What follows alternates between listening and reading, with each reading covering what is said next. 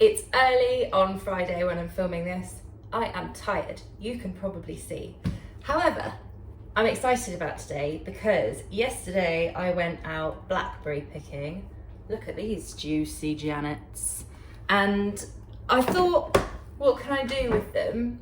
It is crazy hot for a crumble. So what we're gonna make today are meringue kisses, and then you can use those to make a nice Eton Mess type berries, meringue and cream sort of pudding, whatever floats your boat.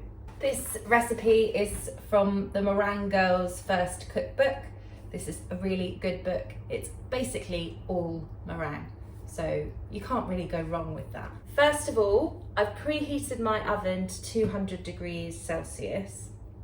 The rule of thumb when you're making meringue, or this particular meringue anyway, is half the weight of egg whites to caster sugar. So I had some egg whites in the freezer from recipes that only use an oak. I then froze the egg whites, there's a trick.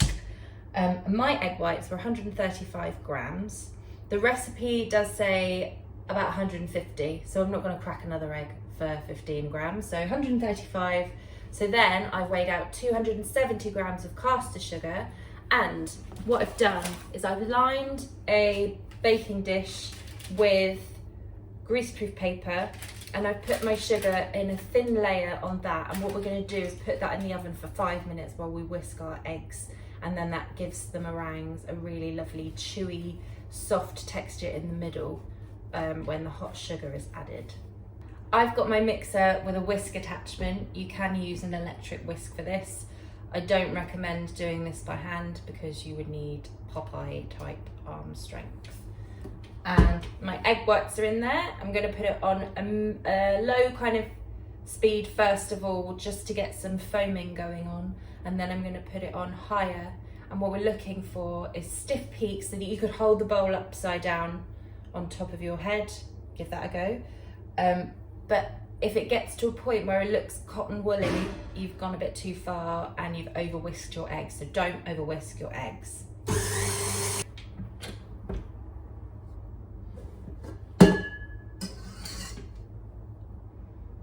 Okay.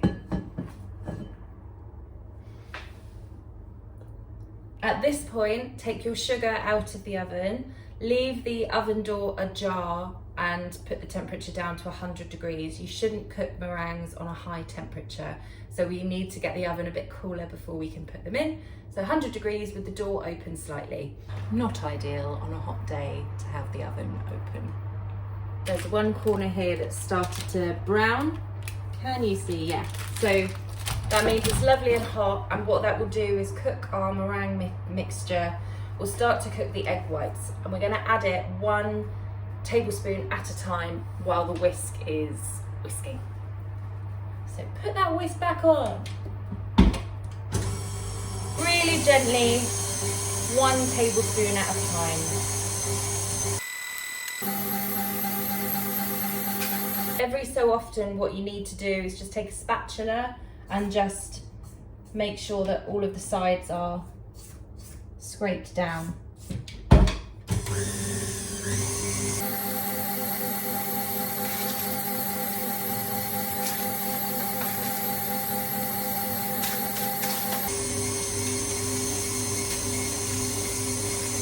So now all the sugar's in, we're going to continue to whisk this on a high speed. I always say heat when I'm talking about this mixer. I can't seem to stop myself.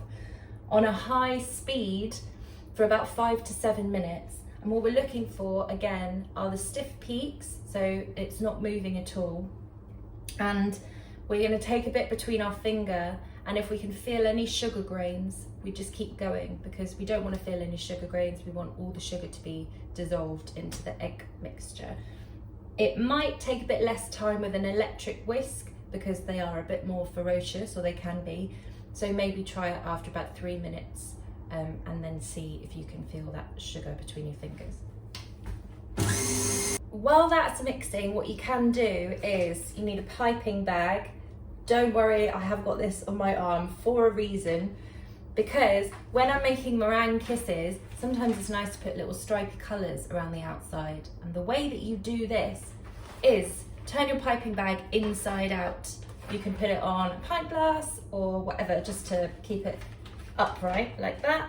And then what I have got is some food colouring. I'm going to use pink today. You can use whatever food colouring you like, but it does need to be a fairly good quality one of the thicker ones, so a food colouring gel, or this is a paste.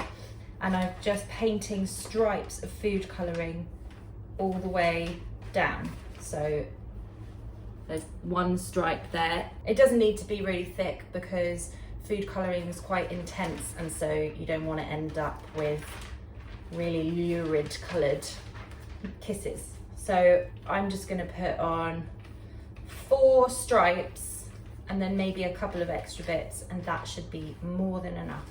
So you can do that while it's mixing, and then it gives the food colouring a little bit of time to dry a little bit. That is exactly what we're looking for. It's really lovely, voluminous. There's no sugar crystals in there at all. I've turned my piping bag the right way round so the food colouring is on the inside, and I'm going to put my meringue mixture into my piping bag. A very good trick for this, we need a baking sheet, we might need more than one, and some greaseproof paper. If you take some leftover meringue and just dot it in the corners of your baking sheet like that, then you can stick down the greaseproof paper and it won't move. Oh! Let's push it down.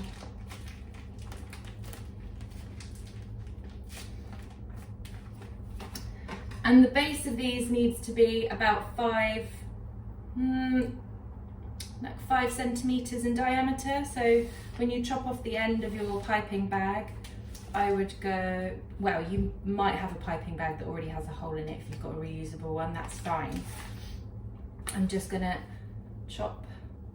This might take a little bit of practice. That's totally fine. It doesn't matter what they look like. You take your dominant hand, so I'm right-handed, and place that at the top. The other hand can go halfway along, and you want to keep the bag vertical, and you apply a little bit of pressure and then lift without any pressure. So we're creating those sorts of kiss shapes. So I'm going to do them. Watch, because my first few will be dodgy.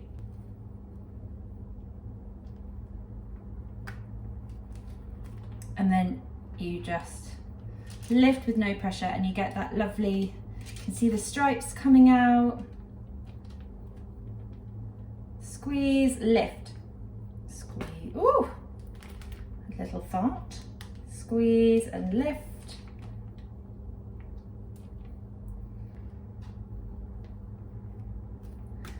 So I am going to do another tray of these. So there are your kisses. We're going to put these in the 100-degree oven for 30 to 40 minutes. What you're looking for is you should be able to lift the meringue off and the base is kind of solid, so doesn't leave anything on the tray.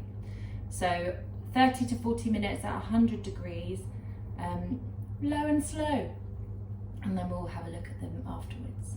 They took about half an hour for me.